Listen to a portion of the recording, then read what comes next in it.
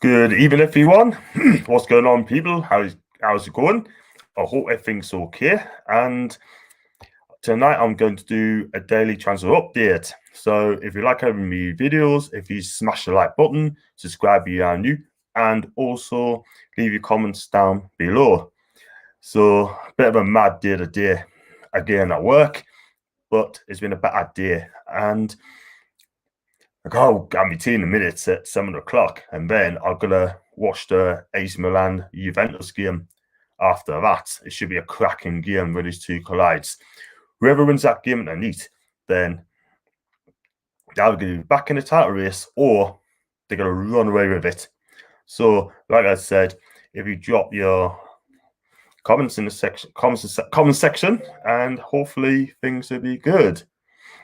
So, first one I'm going to bring up tonight is Brandon Williams.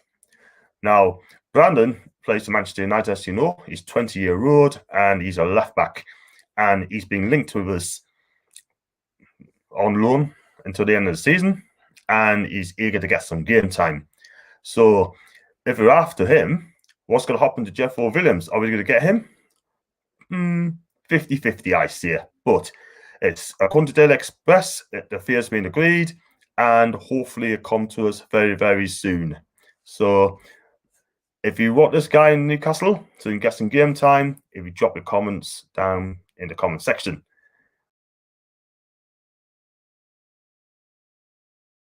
To screen. So that's Brandon Williams.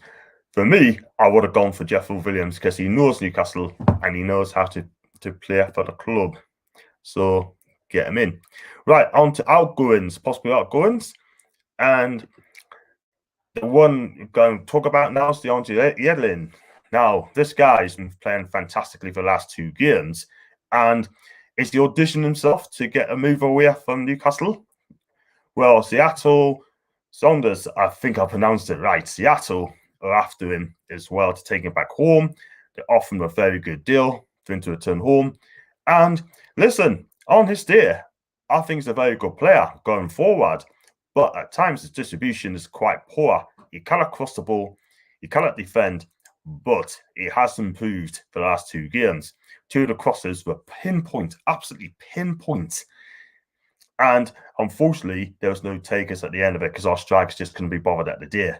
So would I either keep him or would you sell him to Seattle? For me, I would probably give him another try, give him another year and see how he does. Because he's got all the attributes. Yeah, he's quick and he's pacey. But again, at times the defense and substitution is very poor. So it is what it is with DeAndre Yedlin, and I quite like him. But if you want to keep at the club, drop your comments in there and tell us if you should keep him or move him on. So next player I want to talk about is Aaron Clark. Now, the Irishman stepped in for Jamal Lascelles since he's been injured, and it hasn't let anyone down at all. I think he's classy at the back. He brings the ball out from defense, and he dies for the club as well. Now, Crystal Palace wants him as well. The problem is the Palace fans don't want him, and I'd rather keep the player because he could do bits for us, and he's quite useful at the back. Now, he's out of contract at the end of the season, yeah, and he's free to speak to other clubs this month. So I'd definitely keep him. I think he's getting better and better. And the defeat on Sunday wasn't his fault, but he did okay in that game. So, yeah, Palace are after him. No one's after him, but I think he should tie him down to a new deal. Steve Bruce even admitted that he wants to tie him down to a new deal. So, if we can get this guy onto a deal, I have absolutely no problems at all whatsoever of keeping him on. So that's Kieran Clark there. Would you keep him? I say yes. And the next one I'll speak about here as well is big Andy Carroll. Now, West Bromwich Albion and Sam Allardyce really want to sign this guy, yeah, and to try and keep his team up in the Premier League this season. The problem is he hardly scored, and he only scored 1 goal, which is on Sunday, and that's the first goal he scored since April 2018. And personally, I'll keep him to the end of the season. I would not sell him to our relegation rivals, because could you imagine if he scored a goal against us and keep this team up and we get relegated? It'd be down to him. So listen, I'll give him to the end of the season and get him moved on, because I don't think he's going to do bits anymore at Newcastle. I think personally, I don't think the player he was, and he gets injured quite a lot. So for me, I'll say keep him to the end of the season and get him moved on, because listen, he's been great in the past, but unfortunately, I just don't think he's going to be any better, and that's Andy Carroll. So if you leave the comments in the section below and tell us, would you keep this guy or moving on? And should Steve Bruce give him another year's contract? I don't think so. I think he's done at Newcastle, to be quite honest with you, really. So let's go on to the final one, and that is Dwight Carroll. Now, he's joined Newcastle 2016 for £10.5 million. I think he's a decent enough player, but for me, I think he should go into the Championship.